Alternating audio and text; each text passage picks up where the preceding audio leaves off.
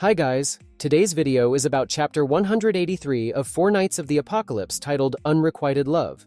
So, let's get started. The next fight is about to begin, and we get to see various perspectives from the audience. Edlin wonders who will win the tournament, and surprisingly, Cheon believes it will be Prince Tristan. Howzer and Pelio give credit to the Knights of the Prophecy for making it this far, while other familiar characters engage in brief conversations. Anne, for instance, refuses a drink offered by Bourse, and Donnie exchanges words with Gareth. Meanwhile, Percival is preparing for his fight, stretching with nasiens, and both Isoldes are there. The real one has that very familiar expression as the fake Isolde stands beside Tantris, helping him set up his armor. It fits him well, but the real Isolde locks eyes with the imposter. When the fake Isolde notices, she awkwardly turns her head away. At the same time, Tristan speaks with the real Isolde, trying to ease tensions after their previous not-so-friendly encounters. Tantris wishes for a good match, saying it doesn't matter because he now realizes none of the main group are bad people. However, the real Isolde insists that it does matter. She doesn't know what she'll do if she fails to make Tristan remember.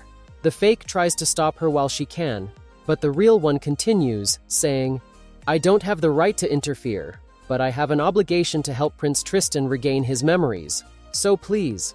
Then the fake walks away with Tristan, telling the real Isolde to stop misleading Tantris. And I hope her backstory justifies the annoyance she causes, at least for me sometimes. Gawain sarcastically asks, would it be bad for the other Isolde if he regained those memories, or what? Balin, who is also present, interrupts her, saying, "You got time to worry about others? How about yourself, huh?" She fires back in her usual manner, but it's clear she's not entirely confident this time. Now the next fight is about to start. Beltreipe enters the scene in a striking panel, making a strong impression on everyone. The heroes immediately grow tense, and Balin doesn't seem to have any good feelings toward him either, judging by his expression. Beltreipe enjoys their reactions, hoping the upcoming fights will be entertaining, but something bothers him, the non-fighter accompanying Tantris. He questions her presence, and Tristan claims she's just his escort. However, the fake Isolde speaks up. "Did you forget about me, Lord Beltreipe?" To her surprise, he doesn't remember her at all. She had assumed the armor would trigger his memory, but it doesn't. Instead, he warns her not to act so casually with him, or she'll regret it. Looking disheartened, she quietly utters, "Father," confirming a fan theory that had been circulating. Shout out to DeVinklinsmith5026 for predicting it based on the sword scene in past chapters, which closely resembled Beltreipe's. Although she spoke softly, Gawain and Tantris seem to have heard it. I'm really curious to see how this unfolds in the next chapters. Meanwhile, Beltreipe enters the arena, greeted by the crowd, though he remains fixated on the fake Isolde. He questions Capordonish about her identity.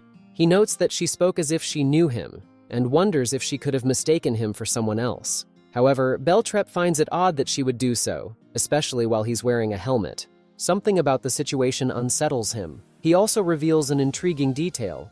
Some of the fighters make him feel as though a forgotten memory is trying to resurface, though it never quite materializes. This makes me wonder how many people in the tournament he knew before surrendering to the power of chaos. Perhaps he even knew Balin, since he expressed interest in recruiting him. Maybe it's not just Balin's strength that caught his attention, but an unknown connection from the past. Beltreipe then makes a, let's say, very large leap to his throne, signaling that the match between Percival and Dubs is about to begin. Nasiens warns Percival to be careful, but Percival confidently replies that he's the one who should be cautious. Nasiens agrees, pointing out that Diodora's friends are absent. Diodora doesn't seem upset, and it's obvious what happened to them. What stands out is how different he looks compared to the previous day. With the second day of the Gladiator Festival officially underway, right at the start, Dubs hands Percival a new weapon, which he calls the Force Circular. He explains, "You'll have to assess its capabilities yourself. It's too unique for me to test."